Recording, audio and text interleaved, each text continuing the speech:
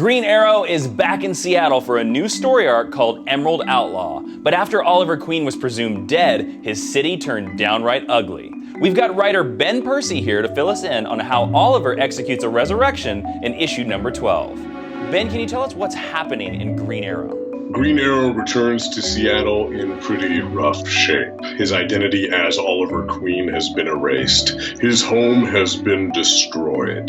His company has been stolen from him. He's been involved with street brawls with police, and most recently, he got caught up in an assassination attempt on board the Empire Express, the Trans-Pacific Railway, an adventure that resulted in a spectacular crash in Seattle's downtown. So, Seattle is still on his side, despite his outlaw status, but not for long. Can you give us a hint of what we're going to see in issue number 12? As the title Emerald Outlaw suggests, we are turning up the volume on the Robin Hood mythology.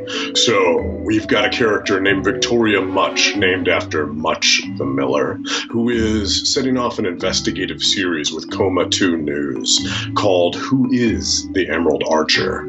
We also have a crooked cop, Sergeant Notting, a not-so-subtle reference to the Sheriff of Nottingham. And most exciting of all, because Green Arrow's home was destroyed, he has to set up a new HQ out in the Rainier Wilderness, which is a little bit Sherwood Forest and a little bit Ewok Village.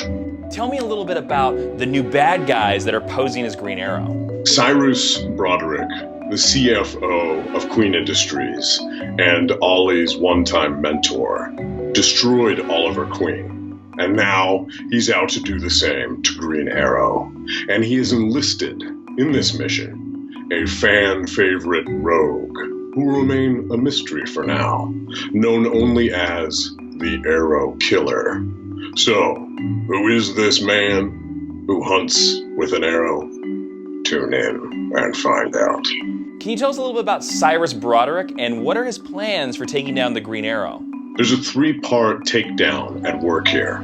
We've already seen Oliver Queen destroyed. Now, Cyrus Broderick has turned his crosshairs on Green Arrow. And next up is Seattle. At the end of issue 12, several high-profile targets have been taken down by the Arrow Killer. And issue 13 is going to get into more about who that character might be and what his plans are next. But there's also more than one problem for Green Arrow to deal with. He's wrestling with an old friend of his who's running for mayor, running a corrupt platform. And there's also this group of rogue policemen on the loose that are calling themselves the Vice Squad, and they're taking down with deadly force all of Seattle's criminals. So this arc, this 6-issue arc, which is without question the most epic since Rebirth began, is a little bit Robin Hood and a little bit The Wire. So lots of gritty goodness, lots of corruption, and street-level adventure to come.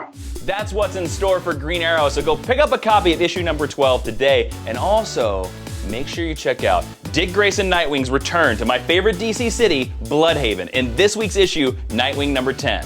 See you tomorrow, Super Friends.